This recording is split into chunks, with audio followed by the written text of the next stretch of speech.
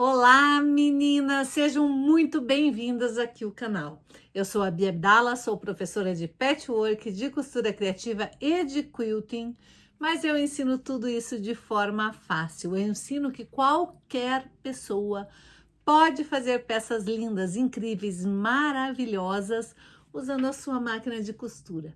E não importa se você tem uma máquina doméstica ou industrial, se a sua máquina é nova ou antiga, se a sua máquina é mecânica ou eletrônica. Se você tem uma máquina de costura, você já tem tudo para começar a fazer peças lindas.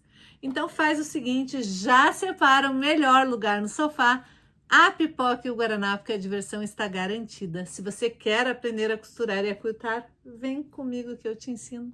A aula de hoje é um assunto que eu gosto de falar muito: retalhos. Eu costumo falar que os retalhos que a vida nos dá podem se transformar em peças lindas. E quando a gente faz uma peça com amor, com significado, quando a gente faz uma peça bem pensada, bem planejada, não tem como dar errado. Quem aqui gosta de trabalhar com retalhos? Quero que vocês me contem quem gosta de trabalhar com retalhos. Eu amo. Sabe por quê? Porque a minha vida inteira eu cresci vendo as minhas avós, tanto a minha avó materna quanto a minha avó paterna, fazendo trabalhos com retalhos, mas não eram retalhos de tecido, eram pedacinhos de lã, pedacinhos de fios. A minha avó paterna fazia muito crochê e a minha avó materna fazia muito tricô. E a minha avó, tanto uma quanto outra, faziam vários trabalhos fazendo pedacinhos, peças pequenas e depois aumentando, aumentando. Eu tenho uma colcha aqui que a minha avó fez para mim. Nossa, eu esqueci de pôr o microfone. Como é que tá o som aí para vocês? Agora já entrei sem microfone e vai sem microfone mesmo. Essa colcha a minha avó fez para mim quando eu tinha mais ou menos uns 12 anos de idade. Ela fez uma igual para minha irmã e uma igual para minha prima. Mas eu me lembro da minha avó fazendo cada pedacinho desses daqui e depois eu me lembro da minha avó unindo todos os pedacinhos. Essa não são as minhas cores favoritas, apesar de ter verde aqui que eu amo, mas é uma peça que eu guardo há anos com muito carinho. A minha avó já faleceu faz 23, 24 anos mais ou menos. Nem me lembro mais, faz muito tempo.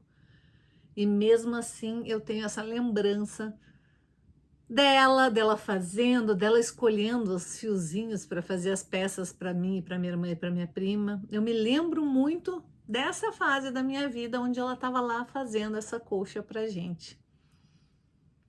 Quando eu falo que a costura, que o tricô, que o crochê, os trabalhos manuais, eles trazem conexão, fazem a gente se conectar com as pessoas, é sobre isso que eu tô falando. Sobre a gente deixar uma história. Sobre a gente ficar eternamente viva na lembrança de alguém. Isso não tem preço. Isso não tem o que pague esse sentimento. Então, se por um acaso você é daquelas do time que acha que as pessoas não valorizam o artesanato, saiba que talvez você não esteja sabendo como colocar emoção nas suas peças. Porque uma peça que tem um significado tem muito valor. Uma peça que conta uma história tem muito valor. E as pessoas pagam por isso. Imagine você fazer uma almofadinha que vai ser a almofadinha que vai carregar a aliança dos teus filhos. Quando teu filho, tua filha for casar, você fazer ali a almofadinha das alianças, ou imagine você fazer a mantinha do berço do seu primeiro neto, ou você fazer a roupinha, ou a colcha, a cobertinha que o seu neto vai usar no dia do batizado, ou você fazer alguma coisinha que vai ficar lá na festa de 1 aninho da sua netinha, ou você fazer o enfeite de porta de maternidade da sua sobrinha. Não importa o que vai ser, o que importa é que tudo que você fizer com sentimento, pensando em alguém, fazer algo por alguém, esta pessoa vai valorizar aquela peça. E eu sempre falo, os artesanatos mais valorizados são aqueles que mexem lá com o fundo do nosso coração, que mexem com os nossos sentimentos. Quantas vezes alguém não compra uma comida porque lembra o gostinho, o cheirinho que tinha na casa da avó? Nossa, esse bolo me fez lembrar da casa da minha avó. Eu, por exemplo, toda vez que eu sinto o cheirinho do café passado, sabe aquele cheirinho de café passado na hora? Eu me lembro da minha avó. Tem outra coisa que me faz lembrar a minha outra avó, a mãe da minha mãe. Banho quente. Eu lembro que aqui em Curitiba é muito frio, né? E a gente tinha chuveiro elétrico. Chuveiro elétrico não esquenta a água de jeito nenhum. Aqui em Curitiba não aguenta, o chuveiro elétrico não aguenta. E a minha avó tinha chuveiro a gás. Toda vez que eu sinto o cheirinho daquela água quente de um banho a gás, imediatamente eu me lembro da casa da minha avó. De quando as poucas vezes que eu ia lá e dormia na casa da minha avó, a gente não era muito de dormir na casa das avós, a gente dormia sempre na nossa casa. Mas algumas vezes da minha vida, na minha infância, eu lembro da gente dormindo, eu e minha irmã dormindo na casa da minha avó. E eu me lembro do cheiro da água, daquela água quente de um banho a gás. Gozado, né? Como pequenas lembranças trazem todo um sentimento por trás daquilo. Leite fervido também me lembra muito a casa das minhas avós. Meus pais normalmente não ferviam leite pra gente quando a gente era pequena, a gente gostava de tomar leite gelado, eu e meus irmãos. E na casa dos meus avós, tanto da minha avó, mãe do meu pai, quanto da mãe da minha mãe, elas gostavam de ferver o leite. Então o leite fervido também tem um cheirinho característico que me faz trazer essas lembranças boas. E o que isso tem a ver com a costura criativa e com o patchwork? Que tipo de lembranças você está trazendo nas tuas peças? Que tipo de lembranças você está colocando nas tuas peças quando você confecciona as tuas peças? Que tipo de exclusividade você está colocando nas suas peças? Que tipo de lembrança você quer que as pessoas tenham quando elas vejam uma peça sua? A Bia é aquela pessoa que faz as peças pensando em cada detalhe. A Bia é aquela pessoa que faz as peças se preocupando com as cores que a pessoa gosta. É esse tipo de detalhe que você tem que começar a colocar nas suas peças se você quiser que as pessoas valorizem o seu artesanato daqui para frente. E trabalhar com retalhos nos dá a possibilidade de trabalhar com pequenas histórias. Às vezes um retalho significa uma viagem que você fez, um determinado tecido que você comprou numa viagem e traz uma lembrança. Às vezes você está fazendo uma peça exclusiva para alguém que te trouxe retalhos e quer que você faça uma peça com aqueles retalhos. Tem gente que se recusa a trabalhar com retalhos porque acha que ninguém vai valorizar. Mas às vezes pequenos retalhos trazem grandes lembranças e é isso que vai gerar aquele desejo das pessoas terem as suas peças. E é por isso que hoje a gente vai fazer uma peça com retalhos, mas olha, já aproveite, já dá um like aí para ajudar aqui o canal a crescer, já compartilha esse vídeo com várias amigas tuas que gostam de retalhos, que tem um monte de retalhos aí, mas não sabem como valorizar, porque a aula de hoje tá fenomenal.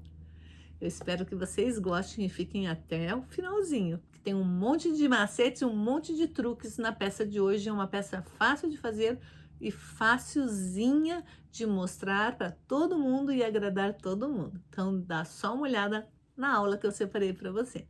Me conte aí como que são os retalhos no seu ateliê, porque aqui no meu ateliê, retalho procria. Quanto mais eu uso, parece que mais retalhos aparecem. Então, bora fazer trabalho com retalhos? Porque quem não aproveita os retalhos está jogando dinheiro no lixo. Isso mesmo, vamos usar os nossos retalhos para fazer lindas peças de retalhos. Você já deve ter me ouvido falar inúmeras vezes que a gente sempre deve começar planejando o que a gente vai fazer. Planejamento é tudo numa peça de costura criativa, numa peça de patchwork e também no quilting. E nós vamos começar planejando. É claro que eu já sei o que eu quero fazer. Eu quero fazer um suplá com retalhos. Eu preciso deste molde para iniciar tudo. Eu vou precisar emendar nos retalhos, mas antes de tudo, para eu saber qual o tamanho de retalho, de tira de retalhos que eu vou fazer, eu preciso antes fazer meu molde. Como que eu vou fazer este molde aqui? Para este tamanho de suplá, que é o tamanho ideal para os meus pratos, você pode fazer maior ou menor, mas esse tamanho é um tamanho bem bacana para os pratos em geral. Você vai fazer o seguinte: você vai pegar uma folha de papel sulfite normal, e aqui eu tô pegando um rascunho. Você vai dobrar no meio e dobrar no meio. Aí você vai medir esta distância aqui, quanto que deu. E para mim, no meu papel, que é o de todo mundo tem o mesmo tamanho de papel, ela tem 10,5. Depois que você dobra, esta parte aqui fica com 10,5. Então, eu vou cortar para que aqui também fique com 10,5. Você pode vir na sua própria base de corte, calcular 10,5 centímetros e cortar. Para começar a confeccionar o molde. Então, quando eu faço isso, agora eu tenho um quadrado de 10,5 por 10,5. Vou voltar a dobrar, e o que que eu vou fazer? Eu vou pegar uma fita métrica, uma régua, ou mesmo um compasso, e eu vou medir várias marcações, partindo daqui da pontinha, e vou marcar várias vezes 10,5. Porque eu quero um círculo, então eu vou no 10,5 e marco. Mudo a posição, mas deixo a pontinha sempre no centro. Vou lá no 10,5 e marco. Se você quiser fazer isso com compasso, você pode fazer com compasso, que é a mesma coisa. Você só precisa de um círculo de 10,5. Por que 10,5? Porque foi a medida que eu achei que fica legal para os meus pratos. Mas exatamente da mesma maneira que eu vou ensinar a fazer com esta medida de 10,5, você pode fazer com qualquer medida. Então, veja, eu fiz várias marcações. Agora, eu vou pegar uma tesoura para papel e vou recortar este meu círculo. Agora, em vez de um quadrado, a gente tem um círculo. Vamos voltar a dobrar. E daqui da parte dobrada, nós vamos colocar na pontinha a nossa fita métrica. Vamos pegar os mesmos 10,5 e vamos fazer com que o 10,5 chegue lá na lateral, na curva ali, né? Então, aqui tem que estar na pontinha e aqui eu vou pegar a fita métrica de forma que o 10,5 encoste ali. E vou marcar aquela posição. Então, no meu caso, vai ficar bem aqui. Agora, eu vou pegar a minha régua, gente, não é complicado. Vou pegar a minha régua, vou encostar a régua ali e aqui nesta pontinha. E vou traçar esta linha. Daí, é só cortar. Faça isso com cuidado para o seu molde ficar certinho. Não importa a medida que você estiver fazendo, o importante é que o seu molde fique certinho. Então, quando você abrir seu molde, ele vai estar assim.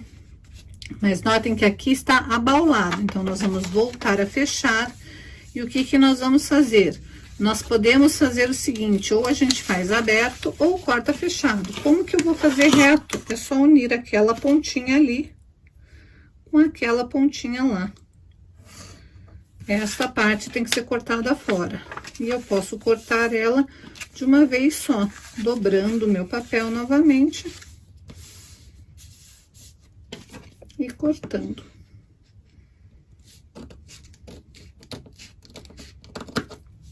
E o meu molde está pronto. Olha que bonitinho. Eu preciso fazer 2 moldes. Este primeiro molde, que eu já transferi para um acetato, porque eu uso várias vezes esse molde para vários trabalhos que eu queira fazer. Se eu quiser repetir esse suplá com uma técnica que não seja com retalhos, seja só com o tecido, eu vou precisar do molde central de qualquer maneira. Então, eu vou ter este molde e eu preciso também meio molde, assim. Por que que eu preciso? Porque eu preciso, este meio molde é exatamente o tamanho que vai ser as minhas faixas. Então, eu vou pegar os meus retalhos. Bia, tá menor. Sim, porque já teve a margem de costura. Então, o que que eu vou fazer? Eu vou pegar os meus retalhos de tecido e vou emendar eles de forma que eu consiga fazer uma tira comprida de retalhos que tenha esta altura aqui. No meu caso, essa altura deu 9 centímetros. Então, eu vou fazer vários... Aqui eu já recortei eles. Mas eu vou fazer uma tira inteira, contínua. Agora eu não vou achar mais os pedacinhos, né, onde estavam. Mas eu vou fazer uma tira inteira de tecido e daí eu vou cortando. Imaginem que esse daqui seria um tecido inteiro, que eu não cortei ainda. Se eu procurar, até consigo encaixar aqui, mas não vou achar onde eles estão agora certinho. Mas eu vou ter uma tira inteira de tecidos e daí eu venho com aquele meu meio molde, posiciono, corto um, corto o outro, corto o próximo. Com isso, eu vou aproveitar todos os meus retalhos.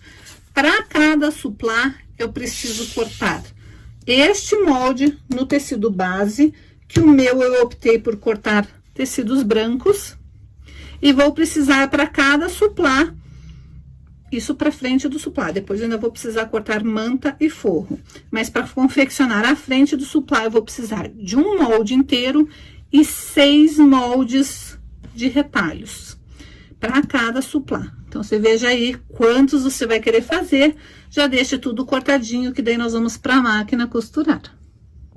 Primeira coisa que você vai fazer é estipular qual vai ser a medida do seu pé de máquina para confeccionar o seu suplá. Eu vou usar 1/4 de polegada, então eu vou marcar sempre no início do meu avesso dos meus tecidinhos a medida de 1/4 de polegada. Vou lá no meu tamanho do meu pezinho de máquina e vou marcar. Você vai pegar o seu pezinho de máquina, ver a distância que você vai usar de costura e vai marcar. Por quê? Porque é esta distância que você vai alinhar aqui no começo. Você vai ter que deixar aquele pezinho de máquina para fora. E você vai fazer a primeira costura, do início até a metade deste teu bloco. Não vai costurar até o final. Então, é legal você marcar com um alfinete até onde você vai costurar.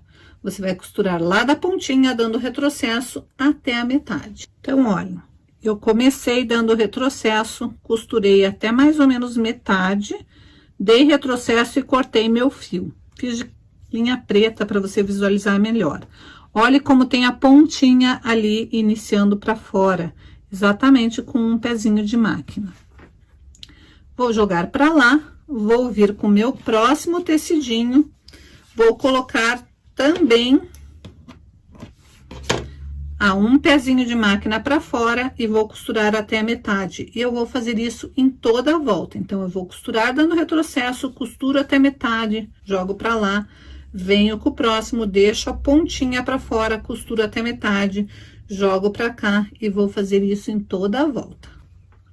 Então, vai ficar essa bagunça aqui, ó, tudo costurado só pela metade. Agora, você vai fazer o seguinte, você vai passar a ferro de forma que aqui fique alinhado, ó, e vai tombar o primeiro lado. Daí, você vai costurar até o final. Então, novamente, agora não importa da onde você começou, porque todos os lados estão exatamente do mesmo jeito, costurados com a pontinha para fora, dando retrocesso e costurando apenas metade.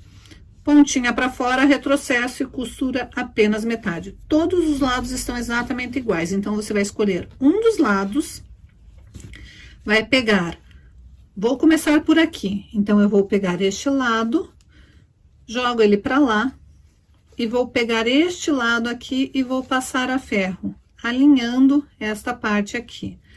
Aí, vou posicionar este lado aqui, e vou costurar até o final, dando retrocesso aqui no final. Vou costurar daquela parte ali que eu parei, começo um pouquinho antes, costuro até o final. Vou fazer isso etapa por etapa. Então, aqui está, ó. Comecei a costura daqui, vim até o final. Aquela pontinha que eu tinha deixado para fora, eu já vou refilando ela, pra ir deixando meu trabalho todo limpo. Então, agora eu vou fazer a mesma coisa com esta outra parte aqui, ó. Essa parte eu já costurei, esta parte aqui tá metade solta. O que que eu vou fazer? Vou pegar este próximo aqui, passar ao ferro, vai ficar aquele biquinho ali, vou pegar e vou tombar novamente para cá, ó. Parece complicado, mas conforme você for fazendo, você vai vendo que não é, ó. Você vai tombar, alinhar e terminar essa costura até o final. Então, aqui está a segunda costura que eu fiz. Preciso tirar aquela pontinha. Volto ela pra cá, ó, já tá começando a se formar.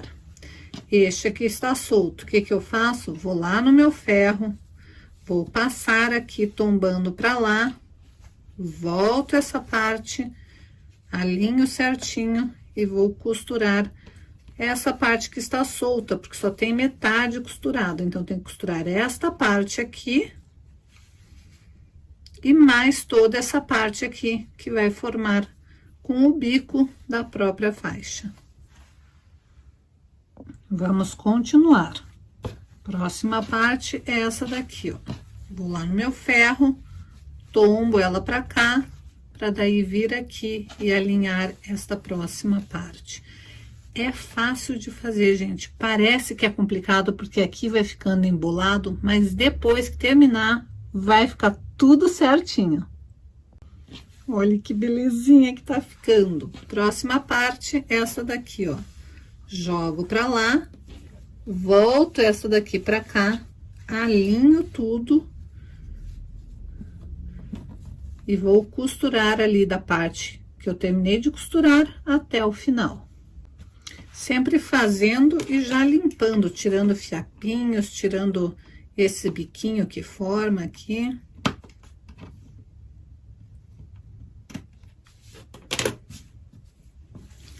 Agora, só falta esta última parte. Venho, tombo pra cá, alinho e vou costurar até o final. E o seu suplá de retalhos vai ficar assim. O importante é você ir sempre tirando esses biquinhos que forma na costura, deixar ele todo refiladinho, tirar todos os fiozinhos e o seu avesso ele tem que estar todo bem passadinho, tombado, com a parte, se você estiver usando um tecido claro, que nem o meu no centro, tombado todo pra fora. Na hora que você for fazer essa costura, tombe a tua costura pra fora, deixe todo o teu tecido alinhado. Notem que os meus, eles estão todos passados pro mesmo lado, ó. Tudo tombado pra lá, essas daqui todas pra lá, todas pra lá, todas pra cá, todas pra cá e todas pra cá. Isso vai facilitar na hora de fazer o quilting.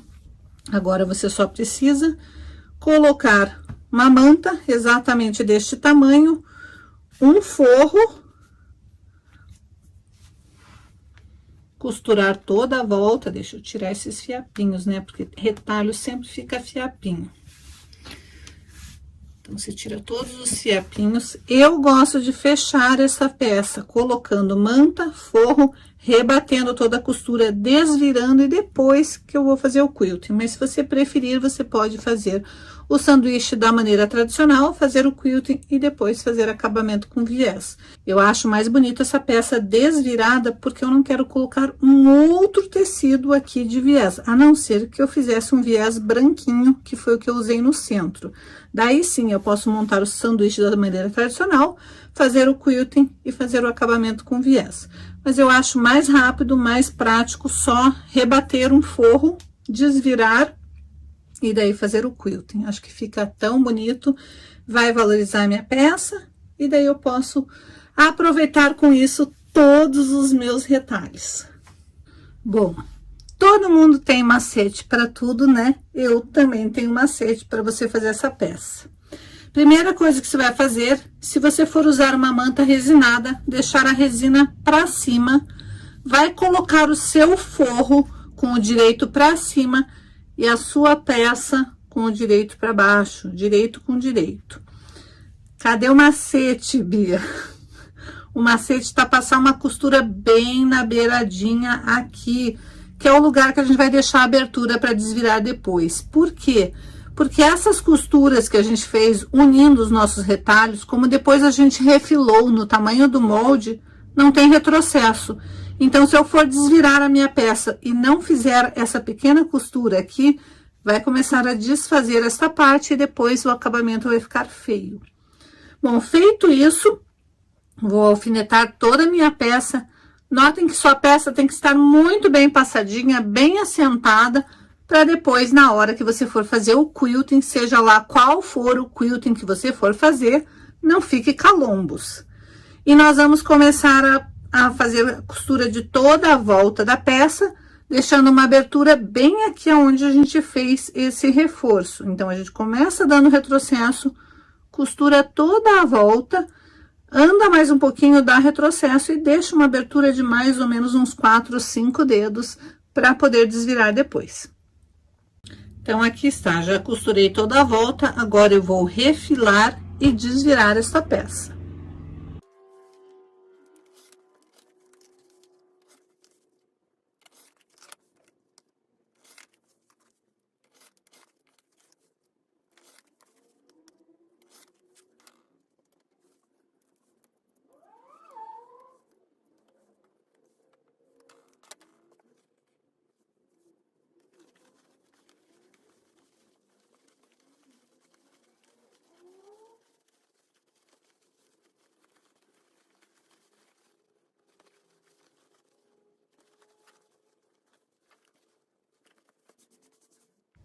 Bom, sua peça depois de passada vai estar assim. Agora, você vai fechar com pontinhos invisíveis e vai fazer o quilting da sua preferência. Eu queria mostrar como, às vezes, menos é tudo que a gente precisa. Eu fiz apenas uma costura em toda a volta, depois uma costura na vala e uma segunda costura rente à costura da vala. Então, com apenas 3 costuras, eu fiz um quilting que valorizou essa peça. Olha o avesso, se a pessoa quiser usar um jogo americano neutro, branquinho, só assim já fica um detalhe interessante. O prato vai aqui em cima e a borda fica toda branquinha. E do lado de cá, ela pode usar a louça da cor que ela quiser, uma cor verde, marrom, uma cor contrastante, qualquer cor que tiver nessa palheta de retalhos, pode combinar com a cor que ela for usar, ou mesmo uma louça branca, vai ficar um charme nessa peça. Então, eu posso fazer um quilting todo elaborado ou apenas um quilting geométrico, como eu optei por fazer aqui. Simplesmente para dar um acabamento clean na peça e deixar esse jogo um jogo fácil de preparar, é fácil de confeccionar, uma peça dessas rápida de fazer e super valorizado porque retalhos estão super em alta.